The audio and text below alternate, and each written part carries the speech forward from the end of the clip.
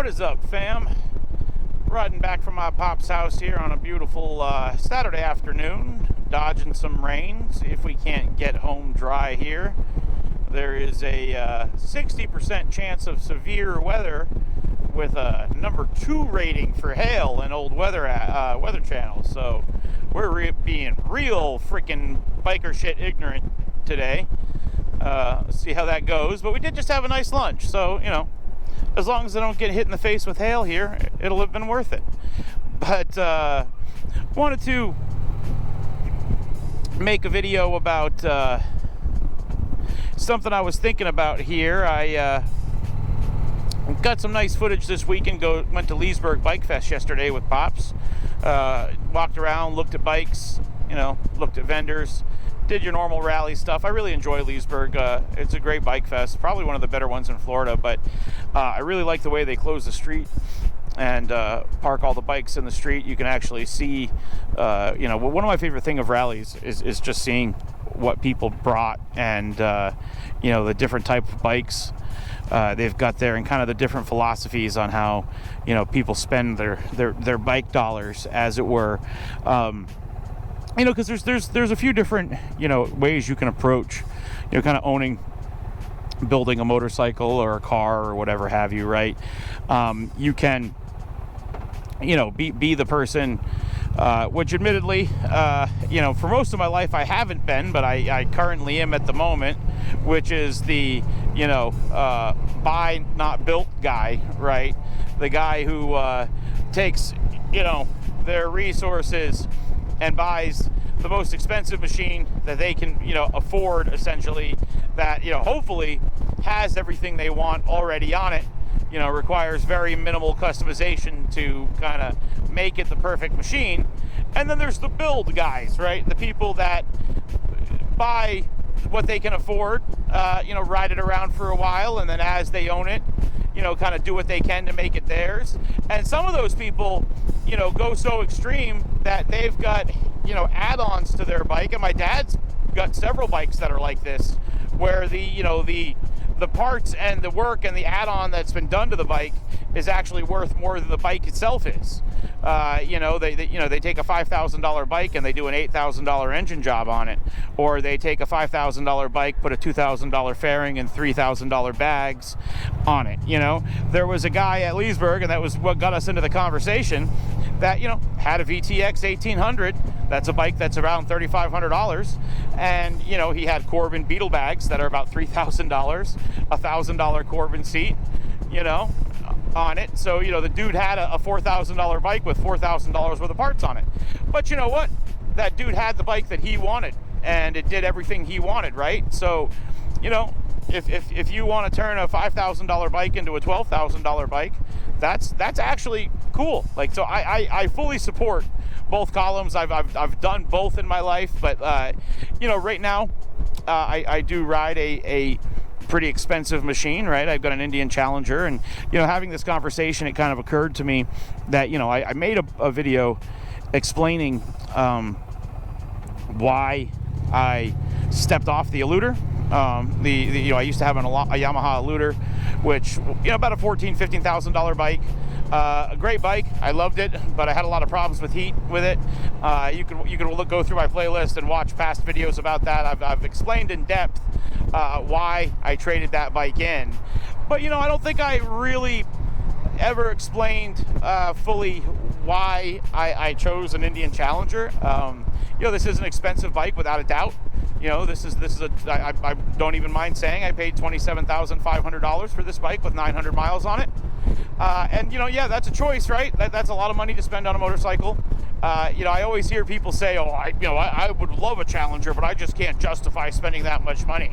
Well, neither can I. I mean, $27,000 on a bike is honestly never reasonable. Not in a world where you can buy, you know, $8,000 street glides that'll take you across the country, and, you know, $5,000 Rocket 3 Tourings. You know, it is hard to justify a $27,000 bagger. I absolutely agree. But I also feel like I'm in a position where I can make some, you know, kind of dumb financial choices for you know, a trade-off of happiness. you know, I'm a 40-year-old single guy with no kids that has a decent enough job. I don't own a car, so that's a big thing. You know, a lot of people have $30,000-$40,000 cars that they're making payments on in addition to their bike. I went another way.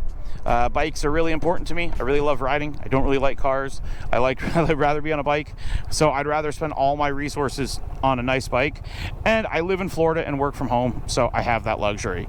So you know, that's what even put doing, you know, a bike like this on the table.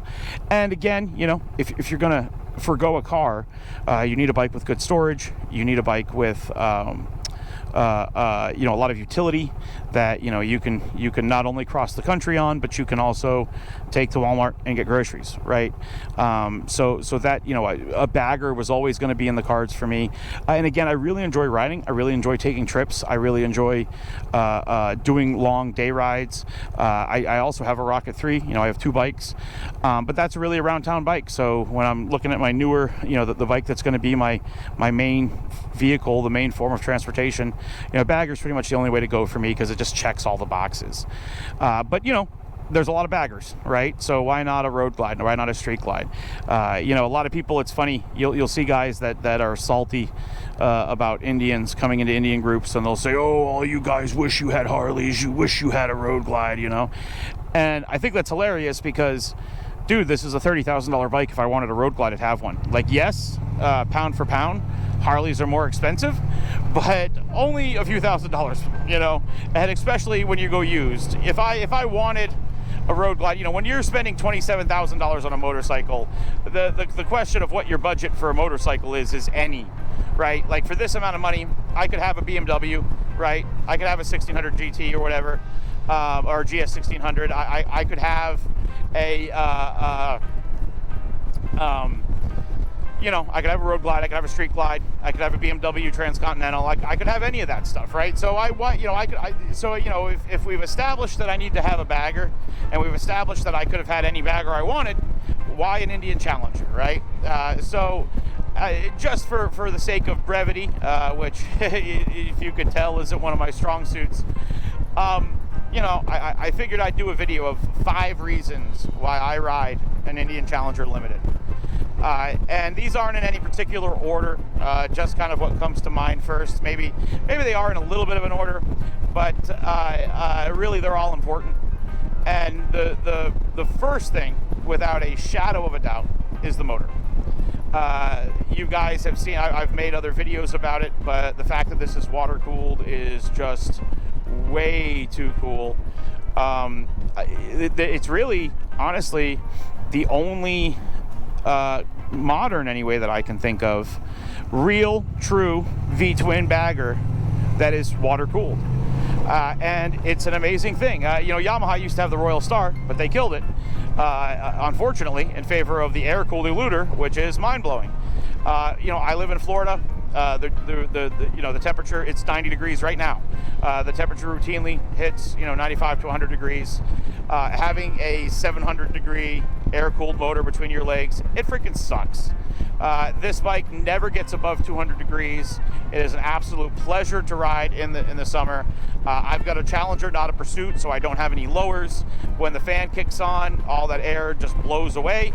I do not get showered with hot air. This is by far the coolest, like, touring large motorcycle that I've ever owned, short of my VTX 1800. It is by far, like, a better experience in the summer to ride. That alone is worth the price of admission to me, because again, there's not many other bikes that match this kind of performance with this kind of comfort and also are air cooled. It is really a unique package, and not only that, but it's an overhead cam motor that absolutely screams. This thing redlines this thing redlines so high that the tack is on it is wrong, because Indian, for the first 2 years they made the Challengers, had tacks that redlined at 6,000 RPMs, and this motor redlines at 7,500 RPMs. They actually make new tacks now. If you look at a 23 in the dealership, the tack goes to 75, but mine stops at 6,000, and that's because the old Indian Thunderstroke motor could only rev to 6,000 RPMs, actually rev to about 5,100 RPMs. This thing still is screaming at 6,500 RPMs. Absolutely is a monster. From the factory, this 108, that's an 1800, significantly smaller, than like the 114s that are in most of the performance Harleys. This overhead cam motor puts out from the factory at the rear wheel 105 to 110 horse and 115 foot-pounds of torque. If you do a tune, not even exhaust, not even intake, just a tune, you can have 117 horsepower in one of these and 130 foot-pounds of torque. For my uses, again, I own a Rocket 3 for when I want to go fast. For my around town bike, I mean, that is more than enough power. And because it's an overhead cam balanced motor, the power is super smooth, it's super linear, it comes on immediately, it screams all the way through its rev range, it revs super fucking fast. It is this bike honestly feels almost more like my dad's FJR than it does like any other touring bike I've ridden. It has just got gobs of linear, instant, smooth power. And again, the only downside you could ever make about this motor is it doesn't sound like a traditional motor. It's not a big, bottom cam push rod motor with loping pistons. It doesn't, sound like an old Monte Carlo with a 350 in it. It makes a high-pitched whirring and ticking noises like overhead cams do, but I'm okay with that. I've never been the kind of person that swears that all exhaust has to sound like an old-school Harley, and if it doesn't, it sucks. I have always been the kind of person that,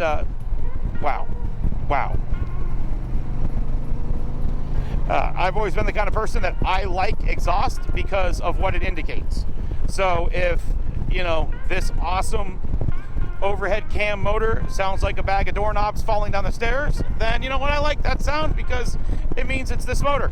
So, the exhaust note, not a big deal to me. I know it is to some people, but the power in being water cooled is so choice. Honestly, that was the main reason I started looking at this bike. All other things secondary, the aesthetics, the ergonomics, all of that stuff really doesn't matter as much as this motor does. That was ultimately what made me want to buy this bike.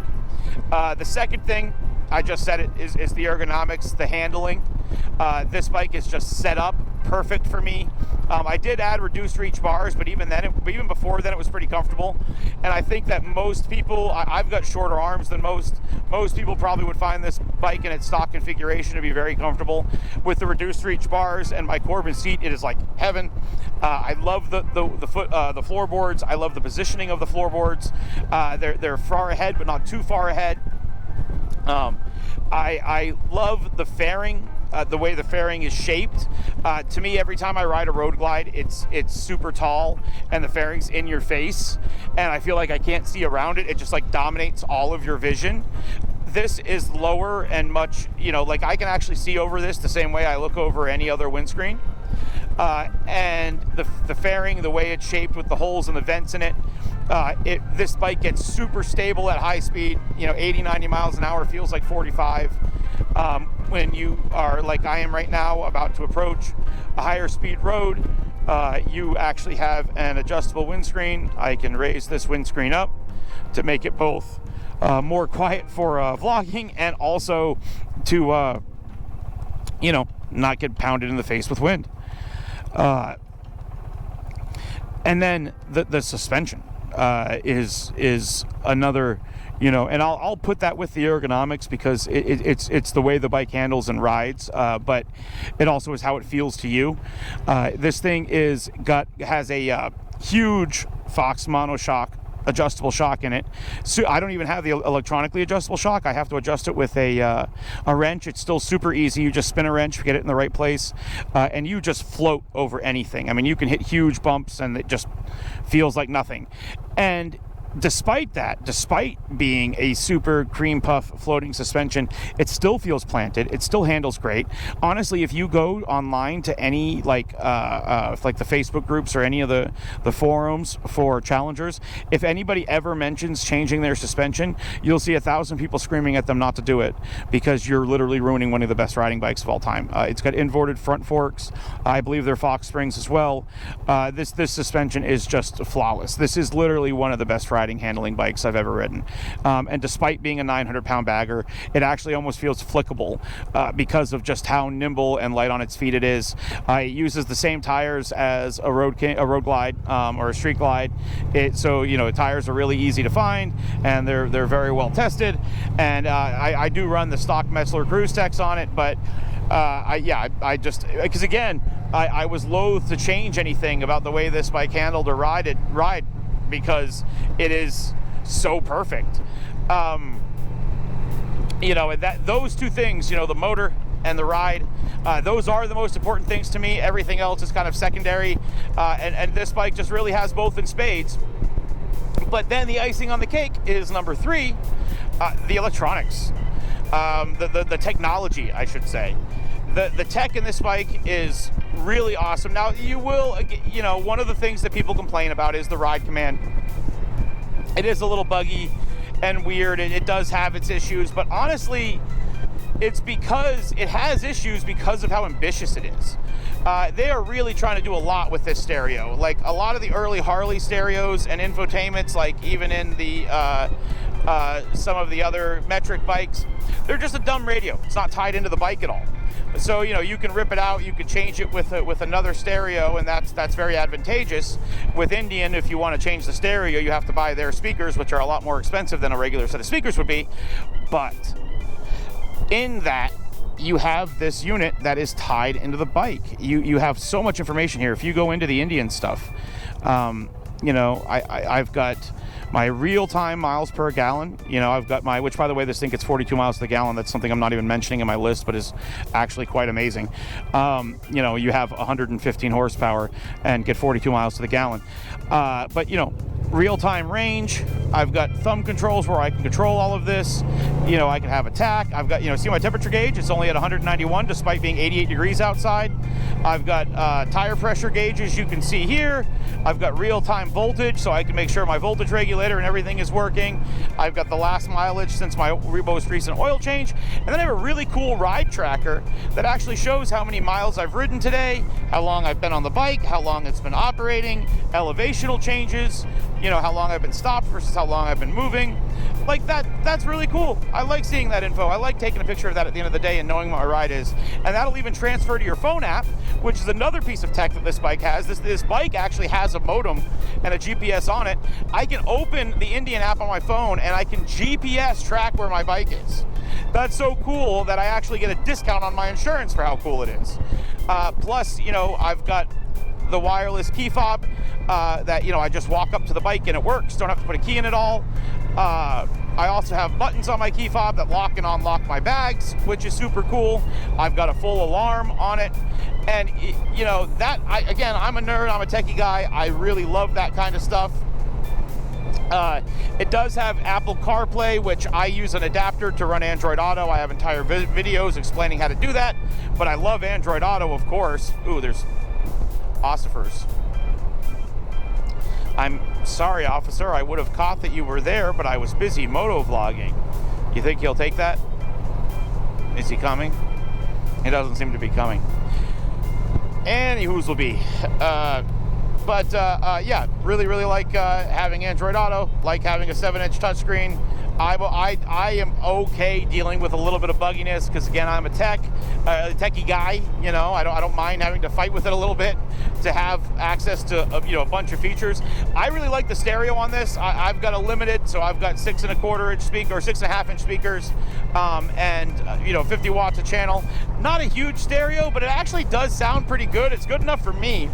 I toy with buying the higher end, and again, that's kind of a downside, is you have to spend $600 to buy their speakers if you want to have nicer speakers, but maybe one day I'll do that. At this point, right now, I'm pretty happy. I do have the baffles behind my speakers that you can buy by a company called Boom Mat that kind of isolates the sound a little better, but I'm pretty happy, overall with that.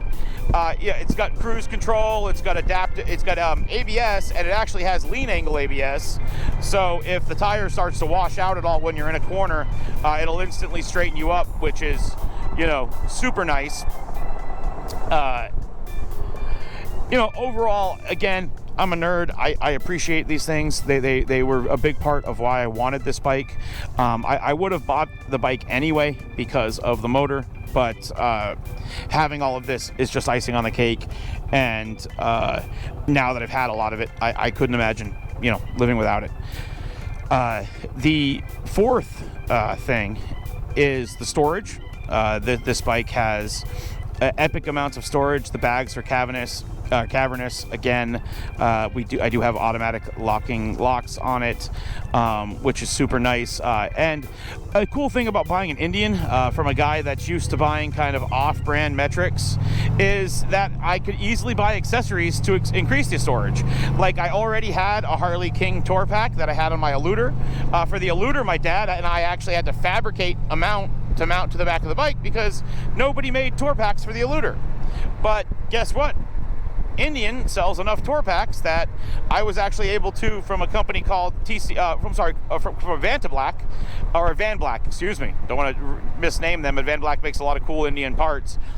They, for $400, made a quick release adapter. I can pull this tour pack off my bike just like somebody with an Indian tour pack can, and it bolted cleanly to my Harley tour pack with no modification to the tour pack. So I was able to take the $250 TCMT tour pack that I had on my eluder and transfer it over to this bike for just $400. And so now I have a full-size Harley King tour pack as well as 2 cavernous saddlebags plus my 2 little cubbies on either side of this fairing, and that is awesome. I can carry a full day's rain gear as well as some cold weather gear and also a bunch of other stuff. I was able to take a trip earlier this year with absolutely nothing outside my hard bags. I spent 2 solid days in the rain and all of my stuff was totally dry because I had plastic hard locking bags. That is, from somebody that spent a lot of time on bikes that weren't baggers, that is, absolutely, earth-shattering. And the fifth reason, and you know what, again, this is kind of relative, not everybody is going to agree with me, but the fifth reason is aesthetics. I think this is a beautiful motorcycle. Number one, the color is incredible to me. Red is my favorite color. My whole life I've wanted a red bike. I've never been able to pull it off just because my first couple bikes, I was broke. I was buying used bikes. I was taking what I could get. I really loved my bright neon orange, what they call Jupiter orange 1800 VTX. I loved that color, but it wasn't red. I always said I wanted something with that level of metallic but in red, and it would be like perfect. And when I was able to go buy the Rocket, the Rocket Roadsters only came in 2 colors. You could get gloss black with a red stripe, which I really loved, and you could get matte black with a white stripe. When I bought mine, the matte black with the white stripe was the only one that was available, so that's the one I got. That color did grow on me, and I actually am really happy with the way I've got that bike set up now. The matte black, the white stripe, and the red accents with the Deadpool stuff on it. I'm thrilled with the way that bike looks, and I think it fits me, but it's not red. I just always wanted a red bike. So from the very first time I walked on an Indian lot and I saw a ruby metallic Challenger sitting there, I was like, that's the bike of my dreams. That's the exact color I've always wanted. Hyper metallic red. And they made it. So that alone, attracted me. But I really like the fairing. I've always been a fan of Windjammer fairings. I liked them on the FXRs. I liked them on the Silver Wings. Basically, anytime you have a single headlight with, vents next to it and a frame-mounted fairing, I've always thought that was a good look. I still do. I think this bike and just the lines, it's got the sporty, aggressive, modern tank. It's got the rear fender and bags that are reminiscent of your big wheel bagger kind of deal, but less annoying. They're not so low that they bang on things, but they have plenty of clearance and they've got kind of a modern cut to them. But the back of the bike still looks kind of like a classic bagger. So I really love the lines on this bike. I love the aero. I love the way it looks. And with my Corbin seat on it, I think it is absolutely gorgeous. I even like my black tour pack. I think all of it looks good. So that's it. Those are my reasons for why, when I was willing to spend a bag of money to buy a bike, the Indian Challenger was the one I bought. Share with me below why you ride what you ride. I think we've all got our reasons. I'm going to do one of these for the Rocket too, just explaining why I love those bikes and why they're my dream bikes. And you know, maybe I'll talk about some other bikes I want. I do feel very fortunate that right now, when I go out to my garage, I'm kind of looking at my dream garage. I really have the two bikes that I love the most. Even if I could trade my Roadster in for a new Rocket, I don't know that I would. So yeah, I feel very blessed. My bar was kind of low for dream vehicles. You know, I'm not a guy that needs a McLaren or anything like that. But yeah, I feel very lucky to have that. So you know, let me know why you ride what you ride, or why you wish you rode something different. And you know, I'll do one of these for the Rocket next. And you know, in the meantime, boys, keep your eyes up.